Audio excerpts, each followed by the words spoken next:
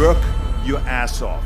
There is no magic pill. It drives me crazy to go to the gym. You read 1 hour a day. I went and worked out 5 hours a day, and I was working on construction with 24 hours a day. Organize your day. Work hard. I'm here to talk about success.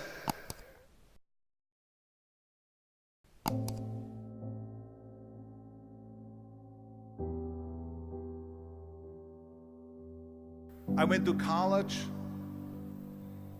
I went and worked out 5 hours a day, and I was working on construction, because in those days in bodybuilding there was no money.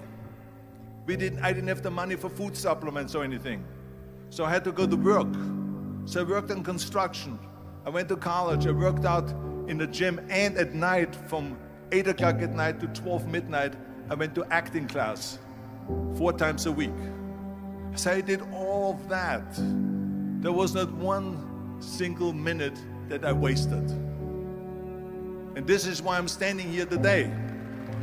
At the age of 20, I went to London and I won the Mr. Universe contest as the youngest Mr. Universe ever. And it was because I had a goal. You see, if you don't have a vision of where you go, and if you don't have a goal where you go, you drift around and you never end up anywhere.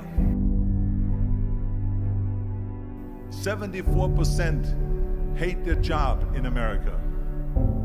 The majority of people don't like what they're doing, because they're really not doing it because they didn't have a goal and they followed this goal. They just aimlessly drift around, and then all of a sudden there's a job opening, so they get that job because you have to work.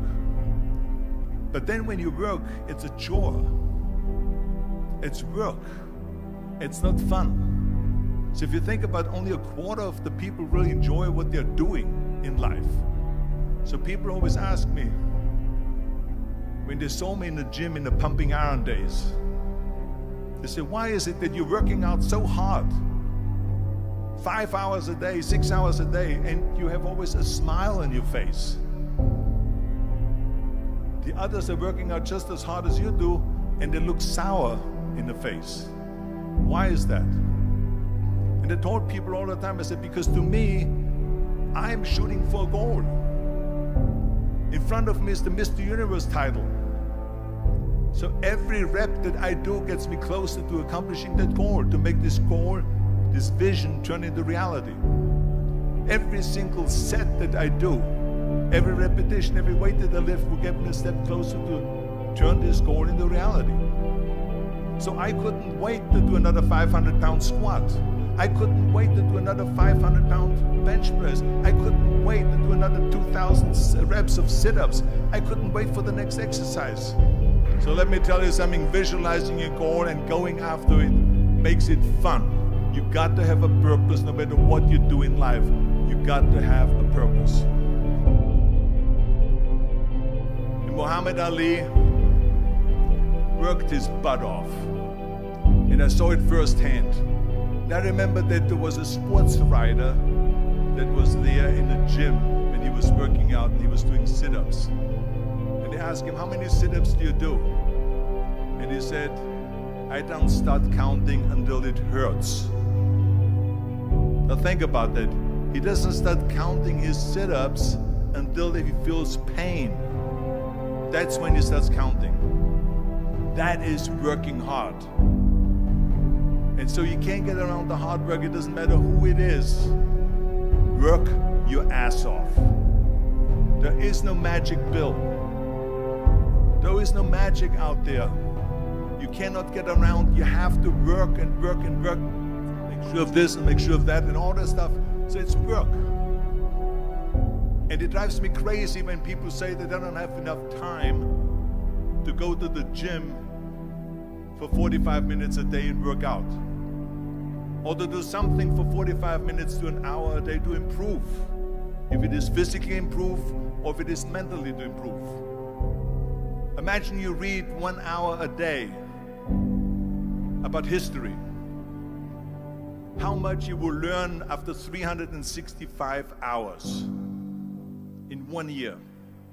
Think about if you study about the history of musicians, of composers, how much you would know. Imagine if you would work on a business, on some business that you want to develop every day for an hour. Imagine how further along you will go and get. So it drives me nuts because when people say we don't have the time, we have 24 hours a day. We sleep 6 hours a day, so that gives you still 18 hours. So there's someone shaking their head out here in front. They say probably, I don't sleep 6 hours, I sleep 8 hours, right?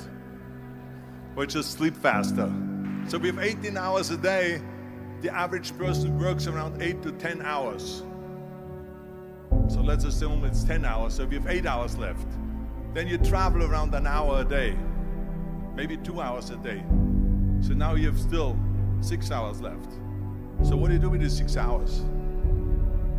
What do you do with these 6 hours? Then we eat a little bit, then we schmooze a little bit, talk a little bit to people and all that stuff. But you can see how much time there is available if you organize your day. So you got to work hard. I hate plan B.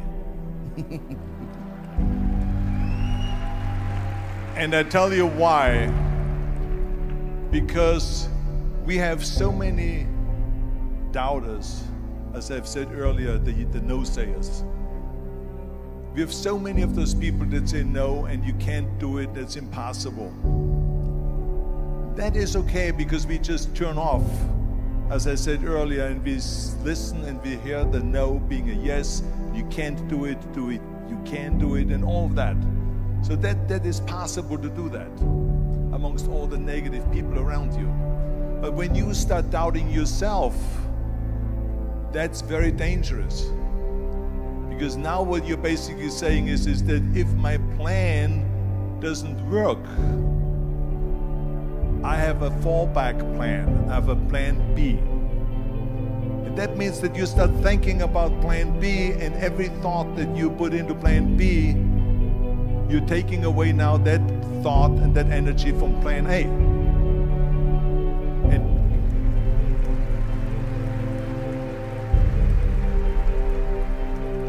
And it's very important to understand that we function better if there is no safety net, because plan B becomes a safety net. It says that if I fail, then I fall and I get picked up and I have something else there that will protect me. And that's not good, because people perform better when there's no safety net. People perform better in sports and everything else if you don't have a plan B. I'm telling you, I've never ever had a plan B. I say I made a full commitment that I'm gonna go and be a bodybuilding champion. I made a full commitment that I'm gonna be in America. I made a full commitment that I'm gonna get in the show business and I'm going to be a leading man. No matter what it takes, I will do the work. I will do the work over and over and over until I get it. And the same was in politics and everything like that. So to me, it is very dangerous to have a plan B, because you're cutting yourself off from the chance of really succeeding. And the reason, one of the main reasons why people want to have a plan B is because they are worried about failing. What is if I fail, then I don't have anything else? Well, let me tell you something, don't be afraid of failing, because there's nothing wrong with failing. You have to fail in order to climb that ladder. There's no one that doesn't fail. Michael Jordan said in one of his interviews, when they said, "You're unbelievable, you're the greatest basketball player of all times." I mean, tell me about that. And he says, well, you're just mentioning the successes.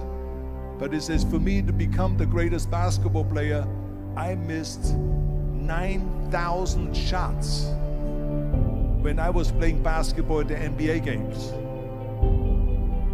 So during these games that he was so successful, he missed 9,000 shots. Does it make him a failure? No. He's one of the greatest basketball players of all times, but he failed 9,000 times. Do you get it? We all fail. It's okay.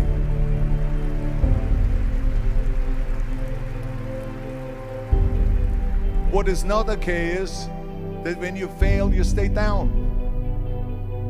Whoever stays down is a loser. And winners will fail and get up, fail and get up, fail and get up. You always get up. That is a winner. That is a winner. I failed in bodybuilding. I lost bodybuilding competitions. I lost powerlifting competitions. I lost weightlifting competitions. I had movies that went in the toilet and that were terrible and got the worst reviews. And in politics, I remember I had many of the initiatives on the ballot, and we lost. My approval rating in California went down to 28%, and then it went back up again, and I won again the governorship. Hey, we all lose. We all have losses. This is okay, and this is why I say don't be worried about losing, because when you're afraid of losing, then you get frozen. You get stiff, you're not relaxed. You got to be, in order to perform well in anything, if it's in boxing or if it is on your job or with your thinking, is only happening when you relax. So relax. It's okay to fail. Let's just go all out and give it everything that you got. That's what it is all about. So don't be afraid to fail.